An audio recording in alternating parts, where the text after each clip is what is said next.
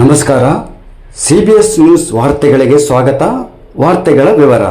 ಗಂಗಾವತಿಯಲ್ಲಿ ಉಪ್ಪಾರ್ ಸಮಾಜದಿಂದ ಮಹರ್ಷಿ ಭಗೀರಥ ಜಯಂತಿ ಅದ್ದೂರಿ ಆಚರಣೆ. ಗಂಗಾವತಿ ತಾಲೂಕು ಉಪ್ಪಾರ್ ಸಮಾಜ ಹಾಗೂ ತಾಲೂಕು ಆಡಳಿತದ ವತಿಯಿಂದ ಮಹರ್ಷಿ ಭಗೀರಥ ಜಯಂತಿಯನ್ನು ಭಕ್ತಿಭಾವದಿಂದ ಹಾಗೂ ಅದ್ದೂರಿಯಾಗಿ ಆಚರಿಸಲಾಯಿತು. ಜಯಂತಿಯ ಅಂಗವಾಗಿ ಉಪ್ಪಾರ್ ಸಮಾಜದ ಮಹಿಳೆಯರು ಕಳಸ ಕುಂಭಗಳನ್ನು ಹೊತ್ತುಕೊಂಡು ರಾಜಬೀದಿಗಳಲ್ಲಿ ಮಹರ್ಷಿ ಭಗೀರಥ ಅವರ ಭಾವಚಿತ್ರದ ಭವ್ಯ ಮೆರವಣಿಗೆ ನಡೆಸಿದರು. ವಾದ್ಯ ತಾಳಮೇಳಗಳೊಂದಿಗೆ ನಡೆದ ಈ ಮೆರವಣಿಗೆ ನಗರದಲ್ಲಿ ಹಬ್ಬದ ಸಂಭ್ರಮವನ್ನು ಮೂಡಿಸಿತು. ಮಾಜಿ ಶಾಸಕರಾದ ಪರಣ್ಣ ಮನವಳ್ಳಿ ಅವರು ಭಗೀರಥರ ಭಾವಚಿತ್ರಕ್ಕೆ ಪುಷ್ಪಾರ್ಚನೆ ಹಾಗೂ ಹೂಮಾಲೆ ಅರ್ಪಿಸಿ ಮೆರವಣಿಗೆಗೆ ಚಾಲನೆ ನೀಡಿದರು. ಈ ವೇಳೆ ಮಾಜಿ ಕಾಡಾ ಅಧ್ಯಕ್ಷ ಗಿರಿಗೌಡ, ಕಾಂಗ್ರೆಸ್ ಯುವ ಮುಖಂಡ ಸರ್ವೇಶ್ ಮಾಂತಗೊಂಡ, ಮಾಜಿ ಸಂಸದ ಶ್ರೀರಾಮೇಗೌಡ, ಮಾಜಿ ನಗರಸಭೆ ಸದಸ್ಯ ಲಕ್ಷ್ಮಣ, ನಗರಸಭೆ ಸದಸ್ಯ ಸೋಮನಾಥ್ ಭಂಡಾರಿ, ಮಾಜಿ ನಗರಸಭೆ ಅಧ್ಯಕ್ಷ ಶಾಮಿದ್ ಮನೆಯವರ ಸಾಯಿ ಸಮಿತಿ ಹಾಗೂ ಉಪ್ಪಾರ್ ಸಮಾಜದ ನಿಕಟಪೂರ್ವ ಅಧ್ಯಕ್ಷ ನರಸಪ್ಪ ಮರ್ಜೋತಿ ಸೇರಿದಂತೆ ಅನೇಕ ಗಣ್ಯರು ಉಪಸ್ಥಿತರಿದ್ದರು.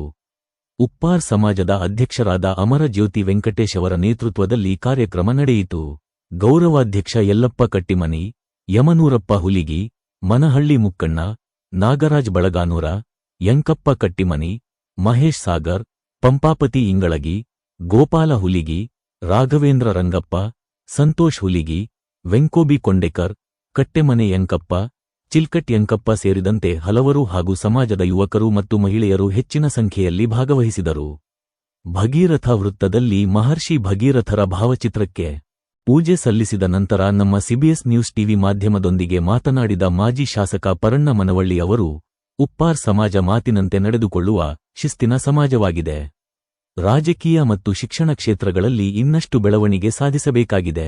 ಸಮಾಜದ ಯುವಕರು ವಿದ್ಯಾಭ್ಯಾಸದ ಮೂಲಕ ಉನ್ನತ ಹುದ್ದೆಗಳನ್ನು ಅಲಂಕರಿಸಬೇಕು. ರಾಮನ, ಭಗೀರಥನ ಮತ್ತು ಸತ್ಯ ಹರಿಶ್ಚಂದ್ರರ ಆದರ್ಶಗಳನ್ನು ಜೀವನದಲ್ಲಿ ಅಳವಡಿಸಿಕೊಳ್ಳಬೇಕು ಎಂದು ಹೇಳಿದರು. ನಂತರ ಸೀತಾರಾಮ ಆಂಜನೇಯ ದೇವಸ್ಥಾನದಲ್ಲಿ ನಡೆದ ವೇದಿಕೆ ಕಾರ್ಯಕ್ರಮದಲ್ಲಿ ರಾಜ ಋಷಿ ಭಗೀರಥರಿಗೆ ಪೂಜೆ ಸಲ್ಲಿಸಲಾಯಿತು. ಮಾಜಿ ವಿಧಾನ ಪರಿಷತ್ ಸದಸ್ಯ ಎಚ್.ಆರ್. ಶ್ರೀನಾಥ್, ಡಾ.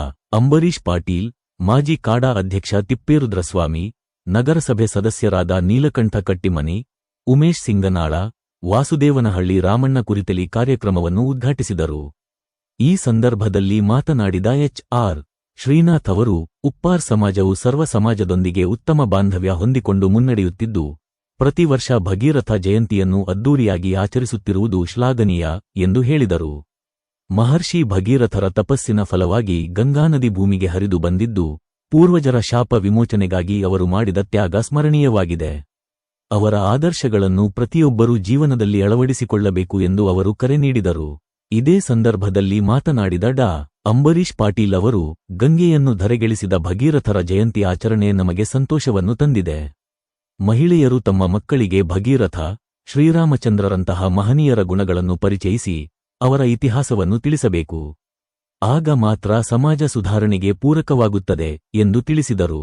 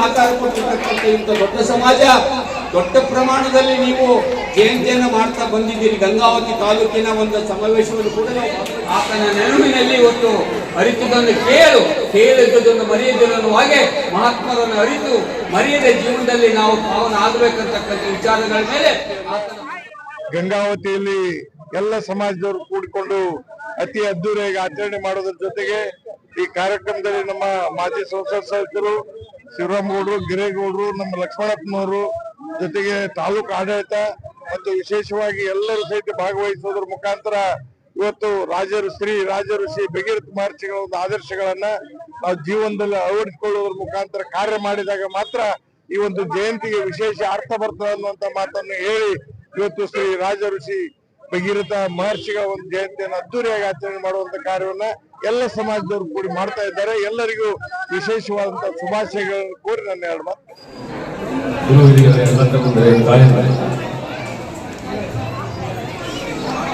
ಭಗೀರಥಿ ಮಹರ್ಷಿಗಳು ಎಷ್ಟು ದೊಡ್ಡ ಶಕ್ತಿ ಅನ್ನೋದು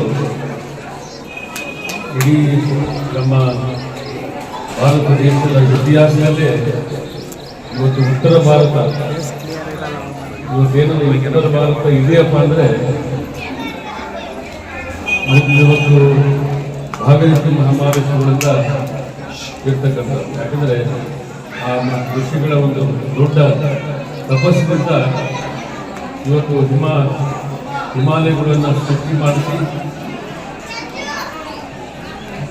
ದೇವಲೋಕದಿಂದ ಆ ಗಂಗೆಯನ್ನು ಧರಿಸಿ ಈಶ್ವರನ ತಲೆ ಮೇಲೆ ಆ ಗಂಗೆಯನ್ನು ಕುಂದಿರಿಸಿ ಮತ್ತೆ ಭಾರತ ದೇಶದ ಮಧ್ಯಂತರ ಇವತ್ತು ತಗೊಂಡು ಹೋಗುವಂಥ ಒಂದು ದೊಡ್ಡ ಕೀರ್ತಿ ಭಾಗೀರಥಿ ಮಹರ್ಷಿ. ಇವತ್ತಿಗೂ ನಮ್ಮ ಪೂರ್ವಿಕರು ನಮ್ಮ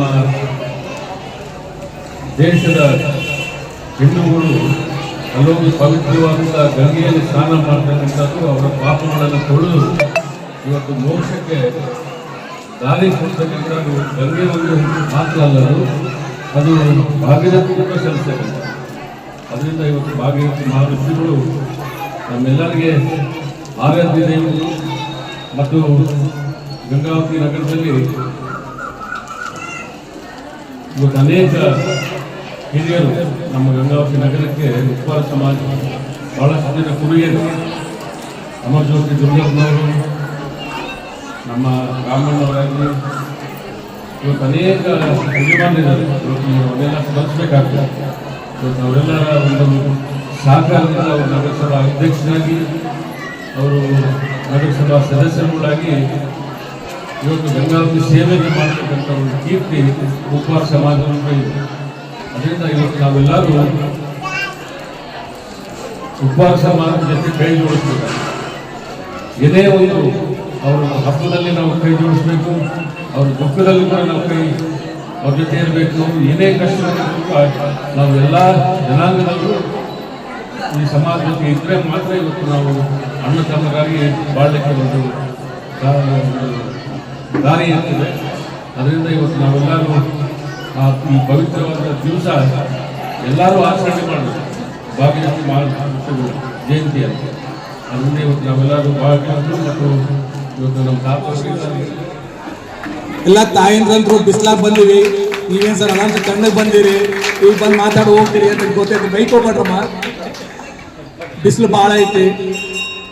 ಆದರೆ ಎಂಥ ಬಿಸಿಲೇ ಬರಲಿ ಮಳೆನೇ ಬರಲಿ, ತನ್ನ ಪೂರ್ವಜರ ಪಾಪವನ್ನು ತೊಳೆದು ಆ ಹಿಮಾಚಲದಿಂದ ಗಂಗಾ ತಾಯಿನ ಕೆಳಗೆ ತರದಂಥ ಭಗೀರಥಿ ವಂಶಸ್ಥರ ಎಲ್ಲ ತಾಯಂದಿರು ನೀವು. ಸೊ ನೀವು ಮನಸ್ಸು ಮಾಡಿದ್ರೆ ಎಂಥ ಭಗೀರಥರನ್ನು ಕೂಡ ಸೃಷ್ಟಿ ಮಾಡ್ಬೋದು. ಯಾಕಂದ್ರೆ ಇವತ್ತು ತಾಯಂದಿರು ಭಾಳ ಜನ ಇದ್ದೀರಿ ನೀವು ಇಲ್ಲಿ. ಇವತ್ತು ನಮ್ಗೆ ಯಾಕಪ್ಪ ತಾಯಿರು ಭಾಳ ಮುಖ್ಯಪ್ಪ ಅಂತ ಹೇಳಿದ್ರೆ, ನೀವು ಮನಸ್ಸು ಮಾಡಿದ್ರೆ ದೇವಿನೂ ಆಗ್ಬೋದು, ದೆವ್ವನೂ ಆಗ್ಬೋದು, ದುರ್ಗೆನೂ ಆಗ್ಬೋದು, ಸರಸ್ವತಿನೂ ಆಗ್ಬೋದು, ಲಕ್ಷ್ಮಿನೂ ಆಗ್ಬೋದು. ಯಾಕಂತಂದ್ರೆ ಇವತ್ತು ಒಬ್ಬ ತಾಯಿ ಮನಸ್ಸು ಮಾಡಿದ್ರೆ ಮನೆಯನ್ನು ಸುರಕ್ಷಿತವಾಗಿ ಇಟ್ಕೋಬಹುದು. ಸಮಾಜವಾಗಿ ಮನೆ ಚೆನ್ನಾಗಿದ್ರೆ ಸಮಾಜ ಚೆನ್ನಾಗಿರುತ್ತೆ, ಸಮಾಜ ಚೆನ್ನಾಗಿದ್ರೆ ಈ ಊರು ಚೆನ್ನಾಗಿರ್ತದೆ. ಈ ಗಂಗಾವತಿನ ಊರುಗಳನ್ನು ಕಟ್ಟದಲ್ಲಿ ಕಟ್ಟಿಮನಿಯವರ ಪರಿವಾರದರ್ಬೋದು, ಅಮರಜ್ಯೋತಿ ಪರಿವಾರದರ್ಬೋದು, ಭಗೀರಥ ವಂಶಸ್ಥರ ಎಲ್ಲರ ಕೊಡುಗೆ ಬಹಳ ಮುಖ್ಯವಾಗಿದೆ.